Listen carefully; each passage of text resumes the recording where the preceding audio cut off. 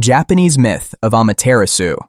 Amaterasu, the sun goddess, is the most revered deity in Japanese Shinto tradition and considered the divine ancestor of Japan's imperial family. Her story, recorded in texts like the Kojiki and Nihon Shoki, explains both natural cycles and the sacred origins of Japanese rulers. According to the myth, Amaterasu once quarreled with her stormy brother, Susanoo. In a rage, she retreated into a cave, sealing herself away and plunging the world into total darkness. Crops withered, people despaired, and chaos spread without the light of the sun. The other gods gathered to devise a plan to lure her out. They hung a mirror outside the cave and performed lively dances, filling the world with sound and laughter. Curious about the commotion, Amaterasu peeked out and saw her reflection in the mirror, dazzled by her own brilliance. At that moment, the gods pulled her from the cave, restoring light to the world. This myth reflects the vital role of the sun in sustaining life, agriculture, and order. The cave episode also symbolizes periods of darkness in society and the return of hope. Beyond nature, the story legitimized the emperor's divine lineage, as Amaterasu was believed to be the progenitor of Japan's ruling house. Her tale is enduring because it blends cosmic symbolism with cultural identity, showing how light, renewal, and divine authority are inseparably linked. Norse myth of Ragnarok. Ragnarok is the apocalyptic myth of the Norse world, a prophecy of ultimate destruction and renewal. Unlike many traditions that celebrate creation, the Norse myth dwells on inevitable doom, where even gods cannot escape fate. Ancient sources like the Poetic Edda and Prose Edda describe a world unraveling through natural disasters, betrayal, and war among divine beings. The signs of Ragnarok begin with the Fimbul winter, a great and endless winter that plunges the world into chaos. Brothers turn against brothers, bonds of kinship are broken, and monstrous forces are unleashed. Loki, long a trickster figure, allies with the giants and leads them in rebellion. Fenrir, the wolf of destiny, breaks free, and the serpent Jörmungandr rises from the sea. In the final battle, Odin faces Fenrir and falls, while Thor kills the world serpent but dies from its venom. Nearly all the gods perish in this cataclysm. Yet Ragnarok is not just about destruction. After the fires consume the world and the seas rise, a new earth emerges, fertile and renewed. A few gods return, and 2 human survivors repopulate the world. The myth reflects a cycle of death and rebirth, an eternal reminder that endings also bring beginnings. What makes it powerful is its haunting sense of inevitability, an end that even the gods cannot prevent, yet also a promise that life will rise again from the ashes. Greek myth of Prometheus. Prometheus is one of the most enduring figures of Greek mythology, remembered as the Titan who defied the gods to aid humanity. According to the myth, Prometheus shaped humans out of clay, but what truly set him apart was his decision to steal fire from Mount Olympus and gift it to mankind.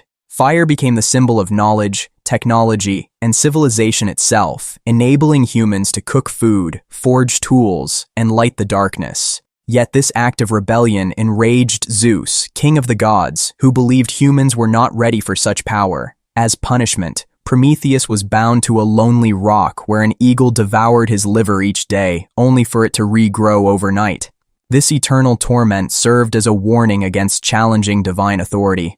Over time, however, Prometheus also came to be seen as a hero of resistance and progress, a figure who sacrificed himself for the advancement of humanity. The story's origins lie in ancient Hesiodic poetry from the 8th century BCE, but it evolved across Greek drama and later philosophical writings. What makes it mysterious even today is how it resonates far beyond mythology. To many, Prometheus represents the human drive to seek knowledge, regardless of the cost. His myth remains one of the earliest reflections on the price of progress, rebellion, and freedom.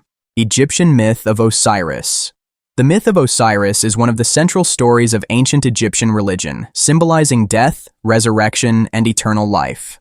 Osiris was a god-king who ruled Egypt with justice and harmony, embodying fertility and order. His brother Set, consumed by jealousy and ambition, plotted to overthrow him. In the most famous version, Set tricked Osiris into lying inside a decorated chest, which he sealed shut and cast into the Nile. Later, Set dismembered Osiris, scattering his body across Egypt.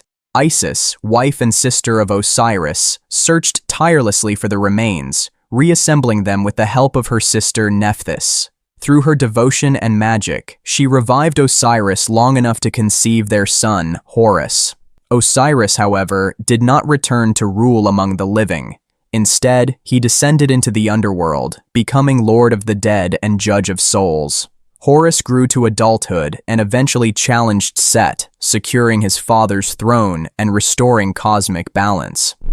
The myth is layered with symbolic meaning. It explains the flooding of the Nile, seen as Osiris's rebirth each year. It also reflects the cycle of death and regeneration central to Egyptian belief. Osiris's resurrection offered the promise of eternal life for all who lived righteously. What makes this myth enduring is how it combined political, agricultural, and spiritual truths into one story. Osiris was not just a god of the dead, but a symbol of hope, that life continues after death and order triumphs over chaos. Greek myth of Persephone. The myth of Persephone explains both the cycle of the seasons and the balance between life and death in Greek belief. Persephone, daughter of Demeter, goddess of agriculture, was gathering flowers in a meadow when Hades, lord of the underworld, seized her and carried her below the earth. Demeter, stricken with grief, abandoned her duties and the fertile earth turned barren. Crops failed and famine spread across the world. Zeus, pressured by the suffering of humankind, sent Hermes to negotiate Persephone's return. Hades agreed, but before she left, he tricked her into eating seeds of a pomegranate, binding her to the underworld. A compromise was struck. Persephone would spend part of the year with Hades and part with her mother. When she is above ground, Demeter rejoices, and the earth blossoms into spring and summer. When Persephone returns to Hades, Demeter mourns, and autumn and winter arrive. This myth is layered with meaning. It explains the natural rhythm of growth and decay, anchoring agriculture in divine drama. It also reflects deeper themes of loss, renewal, and the inevitability of change. Persephone herself embodies duality, innocence and queenly power, life and death, fertility and decline. What makes the myth enduring is its resonance across time, a reminder that even the harshest winters give way to spring, and from grief can emerge renewal. Mesopotamian Epic of Gilgamesh. The Epic of Gilgamesh is one of the world's oldest known stories, preserved on clay tablets written in cuneiform around 2100 BCE. It follows Gilgamesh, king of Uruk, a ruler described as part divine and part human. At first he is arrogant, ruling harshly, until the gods create Enkidu, a wild man meant to challenge him. Instead of enemies, they become inseparable companions, embarking on heroic adventures such as slaying the monster Humbaba and the Bull of Heaven. Tragedy strikes when Enkidu falls ill and dies, leaving Gilgamesh devastated. Confronted with his friend's mortality, the king sets out on a desperate quest for eternal life. He travels far, seeking the secret of immortality from Utnapishtim, a survivor of the Great Flood who had been granted everlasting life by the gods. Gilgamesh learns that death is unavoidable for mortals, and though he finds a plant of renewal, it is stolen before he can use it. In the end, he returns to Uruk wiser, realizing that his legacy lies not in escaping death, but in the lasting achievements of his city and people. The epic is remarkable for its depth and humanity. It grapples with timeless questions. What does it mean to be mortal? How should we live knowing that death awaits? The mix of myth, history, and philosophy makes Gilgamesh both a heroic tale and one of the earliest meditations on human existence. Aztec myth of the fifth sun. The Aztec myth of the fifth sun is a striking vision of creation and destruction, rooted in the belief that the world is cyclical rather than eternal. According to sacred stories preserved in codices and oral tradition, the universe had already lived through 4 previous suns, or eras, each destroyed in catastrophe. One ended in floods, another in fire, another in storms, and yet another devoured by jaguars. Humanity perished in each cycle, only to be recreated anew.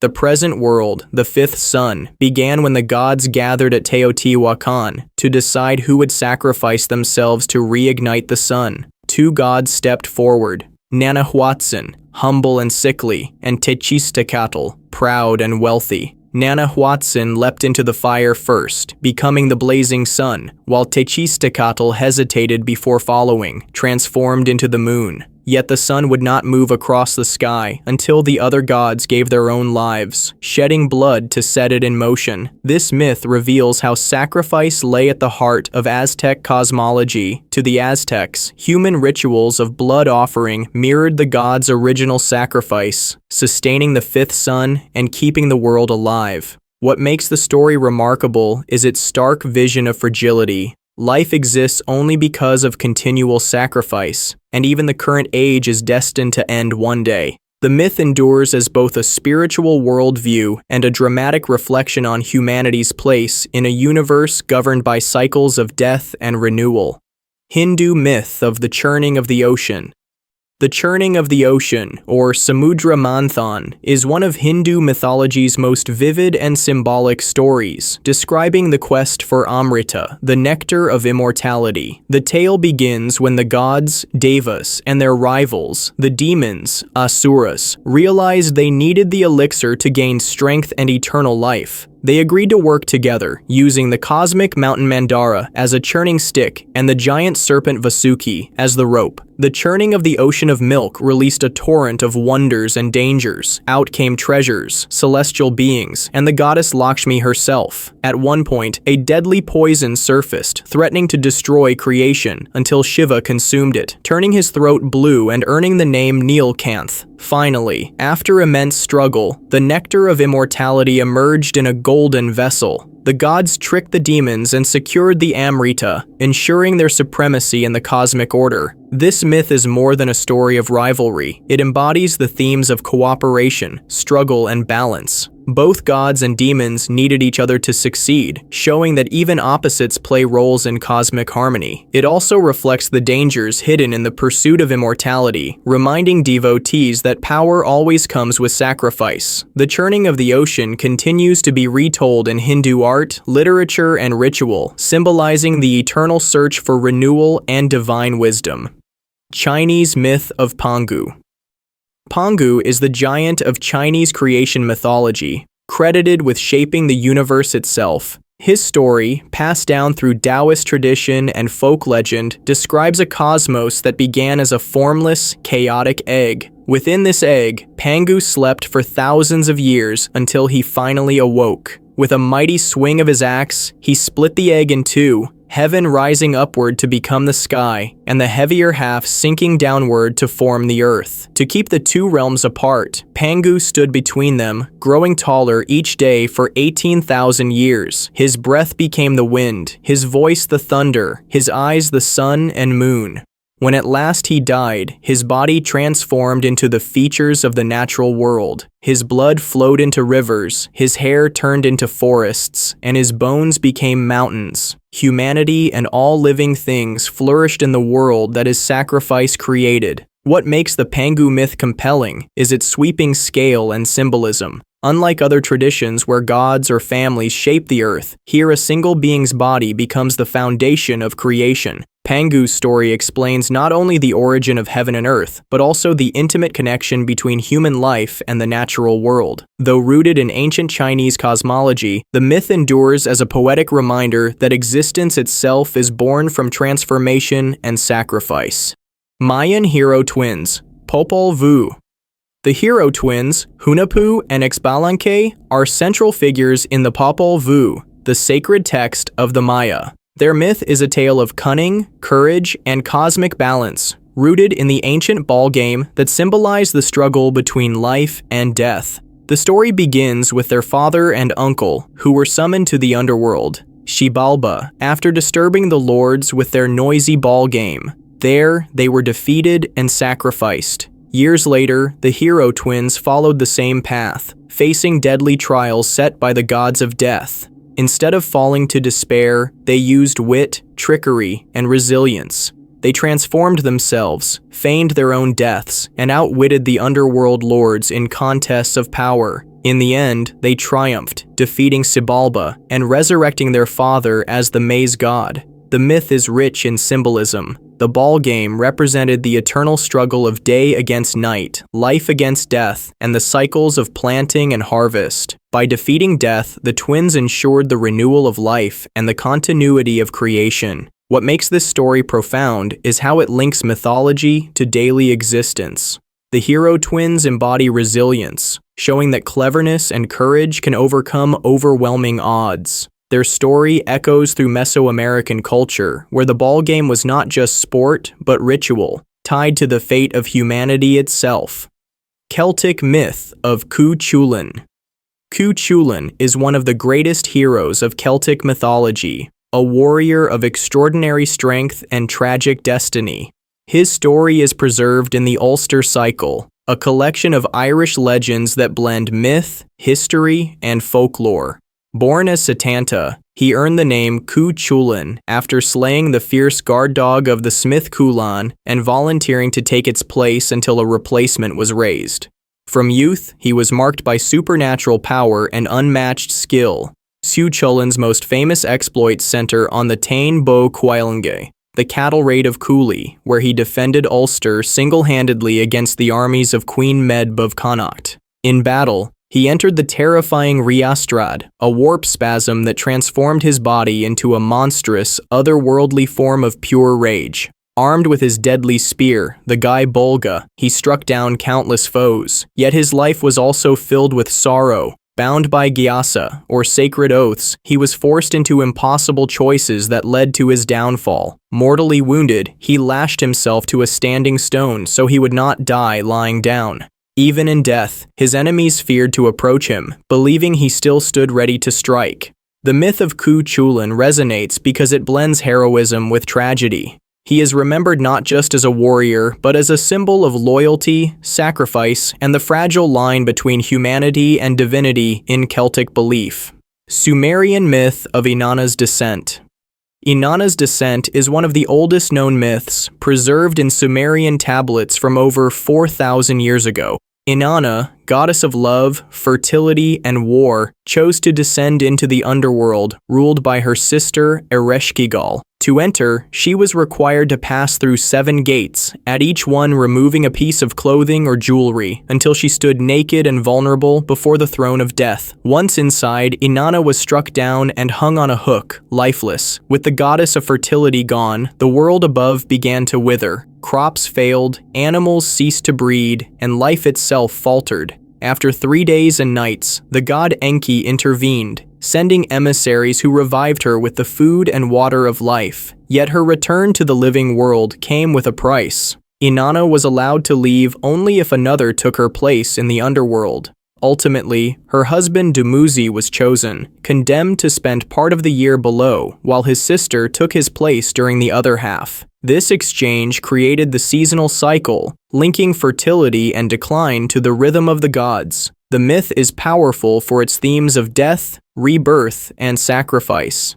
Inanna's journey represents not only the cycles of nature, but also the human confrontation with mortality. It remains one of the earliest and most profound expressions of descent, transformation, and renewal in world mythology.